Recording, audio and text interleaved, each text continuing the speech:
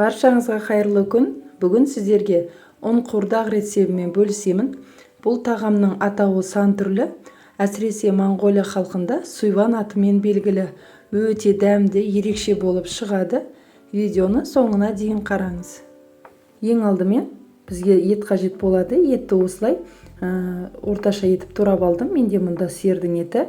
Кез келген етті қолдануға болады. Енді табаға сұйық май құйып, жақсылап қыздырамыз. Одан соң етімізді салып 4-5 минуттай қуырамыз. Суы тартылғанша қуырамыз. Етті майдалап немесе соломка ретінде турасаңыз да болады. Одан кейін бір пиязымызды осылай жіңішке етіп турап аламыз. Еттің үстіне салып, дәміне қарай тұз, қара бұрыш салып, жақсылап араластырамыз. Пиязды да 3-4 минуттай қуырамыз.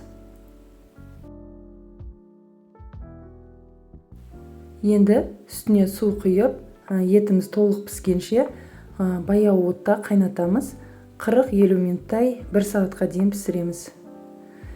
Енді нанымызды илеп аламыз. Ол үшін бізге осылай ұнға бір жұмыртқаны салып, тұзды суға кәдімгі орташа тығыздықтағы қамыр илейміз.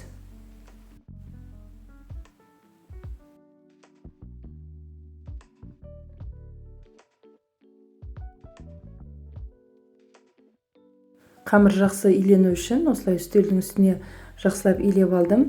Одан кейін бетін жауып, қамырды тындыруға 15-20 минутқа бетін жауып қоямыз. Жақсы тынған қамырды алып, кішкене ұн сеуіп жаямыз. Басында осылай мен қолмен басып жайып алам. Одан кейін оқтаумен жаямын. Қамырды жұқа етіп жаюымыз қажет. Құрметті көрермендер, сіз каналға әлі тіркелмеген болсаңыз, төмендегі подписаться батырмасын басып, қазақша каналды қолдап тіркеліп қоюды ұмытпаңыз. Себебі мен каналымда бір жасағаннан шығатын қарапайым рецепттермен бөлісіп отырамын. Қамырымыз тегіс жайылу үшін біз тек қана қамырдың шетін басып, бірдей етіп жайып аламыз. Сол кезде біздің қамырдың шеті қалың, ортасы жұқа болмайды. Біркелкі етіп осылай жайып аламыз.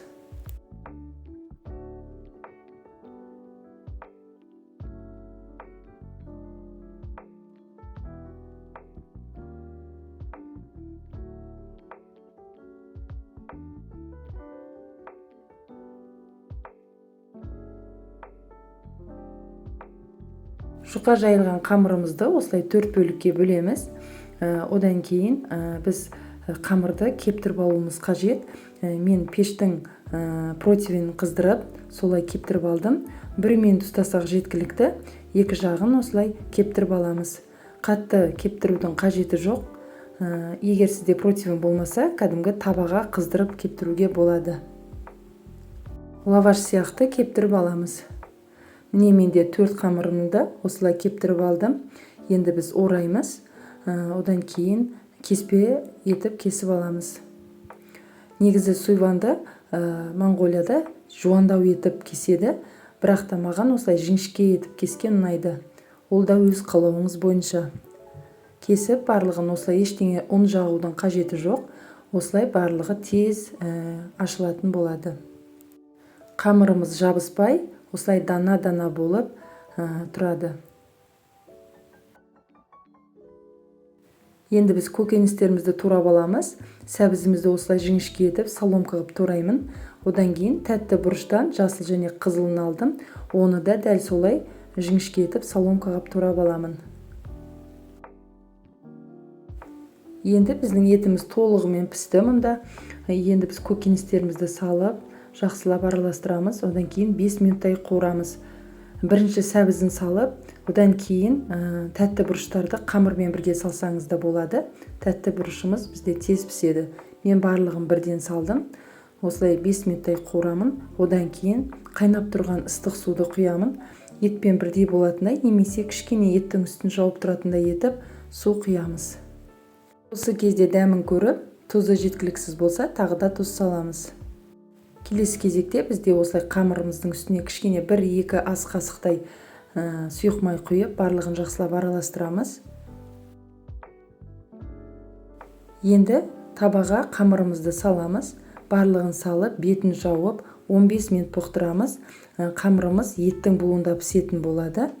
15 минуттан кейін бетін ашып, осылай барлығын араластырып алдым. Қамыр толығымен піседі. Немесе 10 минуттан кейін қамырды бір араластырып, тағы да 5 минутқа бетін жауып қалдырсаңыз да болады. Қамырымыз еттің буына өте жақсы 15 минутта пісіп шығады. Барлығын жақсылап араластырамыз. Осымен біздің ұн қуырдақ тағамымыз дайын. Барлық құрамын, мөлшерін мен осы видеоның астына жазып қалдырамын. Егер сіз бұрын бұл тағамды жасамаған болсаңыз, міндетті түрде жасап көріңіз. Сізге ұнайтынына толықтай сенімдімін. Видеоның соңына дейін қараған болсаңыз, каналға тіркеліп, лайк басып, төменге өз пікіріңізді жазуды ұмытпаңыз. Ас болсын!